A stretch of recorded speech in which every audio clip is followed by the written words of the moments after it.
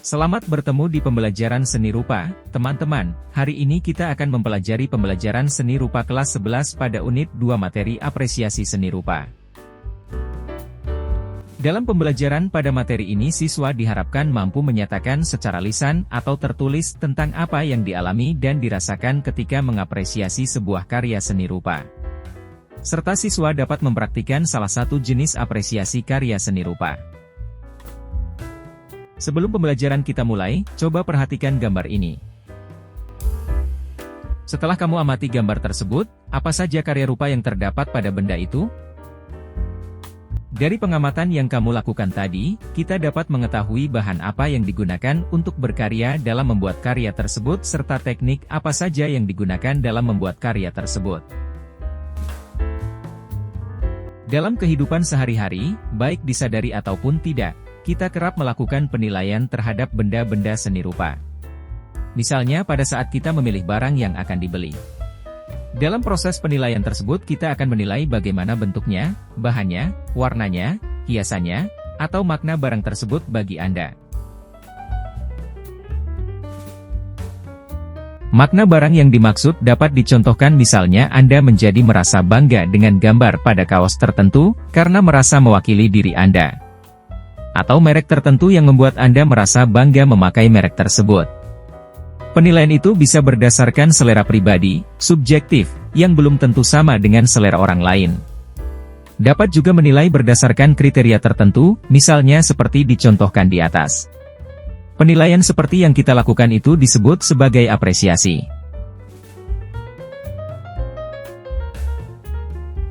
Kata apresiasi merupakan serapan dari bahasa Inggris appreciate, yang berarti memberikan penilaian atau penghargaan atas kualitas sesuatu. Di dalam Kamus Besar Bahasa Indonesia, kata apresiasi memiliki 3 arti, yaitu: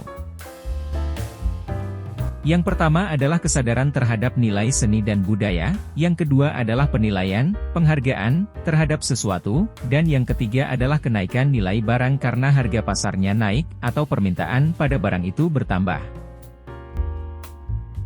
Definisi tersebut memperlihatkan bahwa apresiasi berhubungan nilai, yaitu sesuatu yang dianggap berharga. Agar dapat memberikan penghargaan dengan baik, penilaian dilakukan melalui pengamatan, merinci setiap bagian, dan kemudian menyimpulkan. Tentu setiap orang tidak akan selalu menghasilkan penilaian yang sama terhadap suatu karya seni. Ada kalanya orang hanya dapat menyatakan, menyukai, saja tanpa dapat menjelaskan mengapa ia menyukai, ada pula yang dapat menjelaskan mengapa dia menyukainya. Kadar kualitas penilaian setiap orang bisa berbeda, karena dipengaruhi oleh latar belakang pengetahuan tentang suatu karya seni tersebut, pengalamannya dalam berkarya, serta selera. Demikian pula dalam mengapresiasi karya seni rupa. Mengapresiasi sebuah karya seni rupa dapat kita lakukan dalam berbagai tahapan. Dari mulai sekedar menyukai, ingin mengetahui lebih jauh tentang makna di balik karya, hingga mengoleksinya. Semua orang dapat meningkatkan kemampuan apresiasi terhadap karya seni rupa. Semakin sering berapresiasi, dapat meningkatkan kemampuan apresiasi. Caranya yaitu dengan sering mengamati karya seni rupa yang ada di buku, di dunia maya, internet, mengunjungi pameran, berkunjung ke galeri, atau mengunjungi sanggar, tempat berkarya seniman.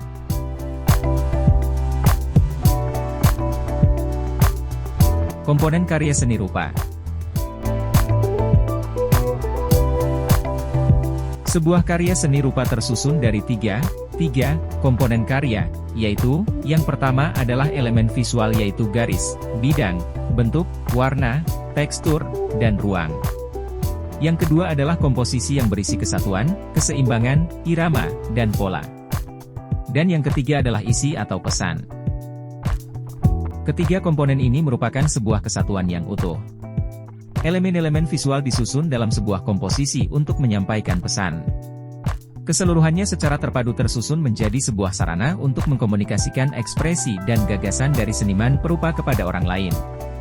Karya seni rupa tidak ubahnya sebuah media komunikasi dalam bahasa rupa atau bahasa visual.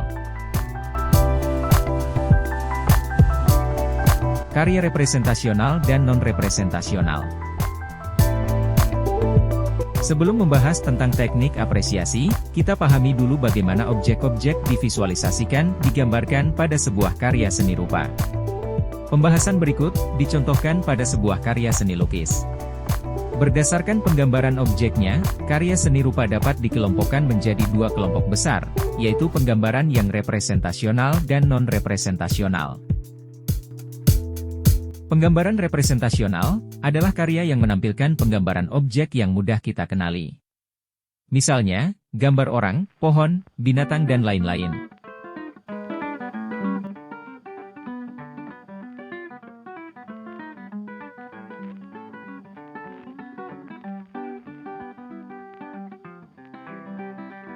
Sedangkan penggambaran non-representasional adalah karya yang menampilkan penggambaran objek tidak seperti bentuk-bentuk alam yang kita kenali.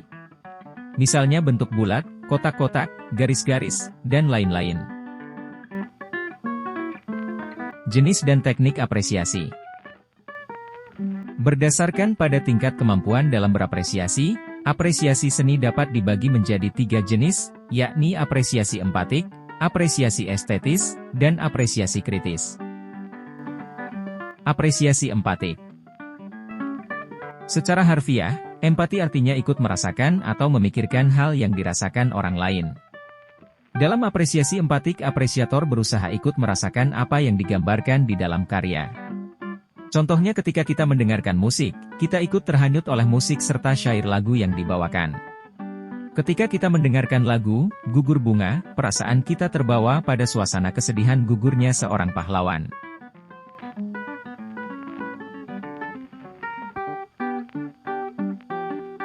Apresiasi estetis. Dalam apresiasi estetis, apresiator bukan hanya merasakan suasana seperti pada apresiasi empatik. Apresiator berusaha memahami karya tersebut dengan mengeksplorasi lebih jauh lagi dengan menelisik unsur-unsur visual pada karya untuk memahami pesan di balik karya tersebut. Apresiator mungkin mencari jawaban atas pertanyaannya sendiri pada lukisan itu, misalnya, apa maksud pelukis? Apresiator kemudian mulai mengamati lebih detail lukisan tersebut. Berikut ini contoh bagaimana proses apresiasi estetis berlangsung. Perhatikan komposisinya.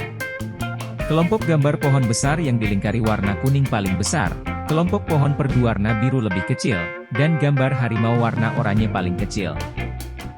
Apakah itu sebuah irama? Mengapa gambar harimau, warna oranye, komposisinya paling kecil dan seperti terhimpit oleh komposisi warna biru dan kuning? Menurut penafsiran Anda, apa kira-kira makna terhimpit? Pada lukisan itu, harimau dilukiskan sedang minum pada sebuah kolam kecil.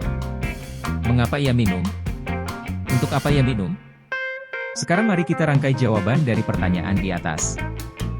Seekor harimau biasanya disebut sebagai raja hutan, binatang terkuat karena menempati posisi puncak dalam rantai makanan.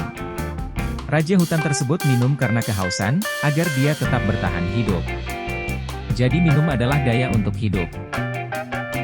Tetapi ia digambarkan kecil seperti dalam komposisi seperti tertekan oleh komposisi besar, warna kuning dan biru, sehingga harimau itu seperti terdesak dan berada di ujung kanvas paling bawah.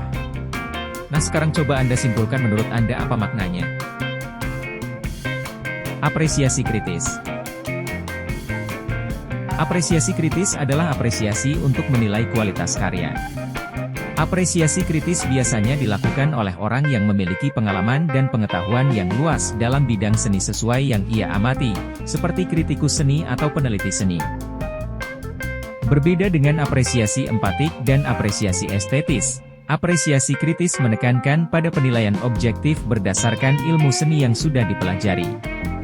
Dalam kegiatan apresiasi kritis, apresiator akan melakukan analisa mendalam, baik yang nampak pada karya, aspek intrinsik, seperti garis, warna, bidang, tekstur, ruang, bahan, dan teknik pembuatan, maupun aspek yang tidak tampak, aspek ekstrinsik, seperti konsep seni, latar belakang budaya seniman, dan dikaitkan dengan sejarah perkembangan.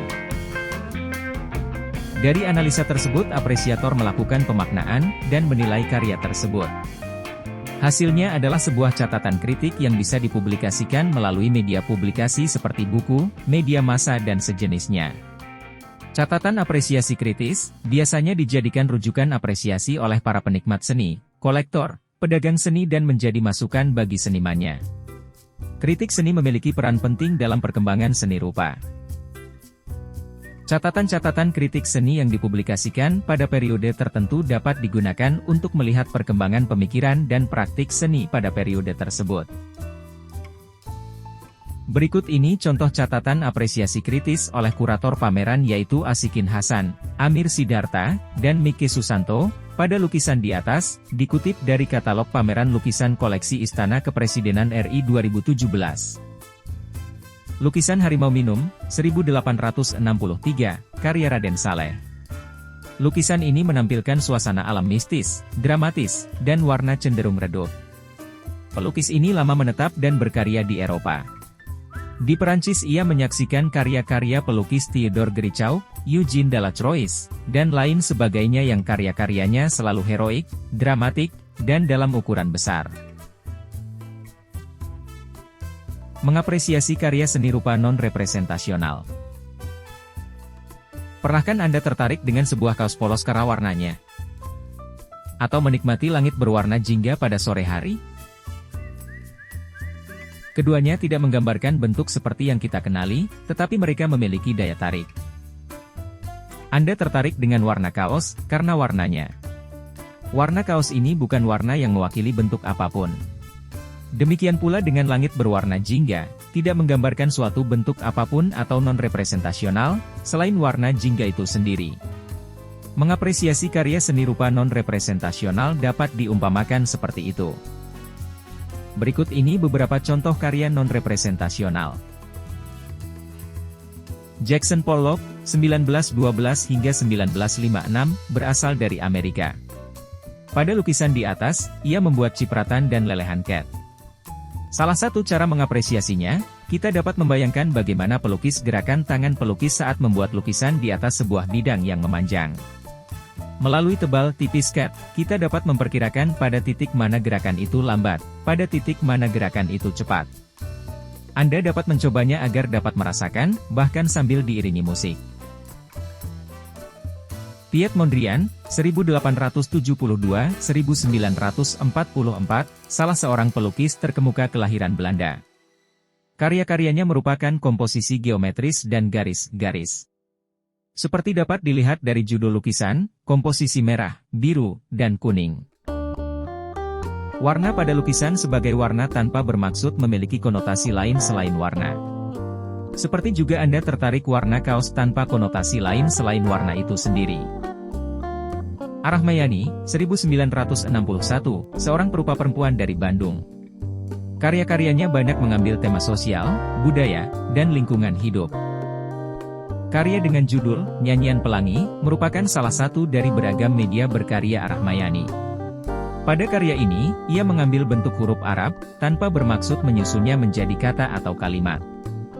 Arahmayani menggunakan bentuk huruf Arab tanpa harokat, dikenal sebagai huruf Arab gundul, dalam komposisi warna cerah yang harmonis. Apabila komposisi tersebut dihubungkan dengan judul karya, dapatkah Anda menemukan benang merahnya? Untuk meningkatkan kualitas apresiasi, kita dapat memperdalam ilmu seni, sering melakukan apresiasi seperti mengunjungi pameran, mengakses situs-situs seni rupa yang banyak tersebar di internet, atau berkunjung ke studio seniman, atau tempat kerja pengrajin di daerah Anda. Demikian pembelajaran seni rupa kelas 11 pada unit 2 pada materi apresiasi seni rupa. Semoga pembelajaran ini dapat menambah pengetahuan kalian dalam bidang seni rupa. Akhir kata, terima kasih dan jangan lupa subscribe.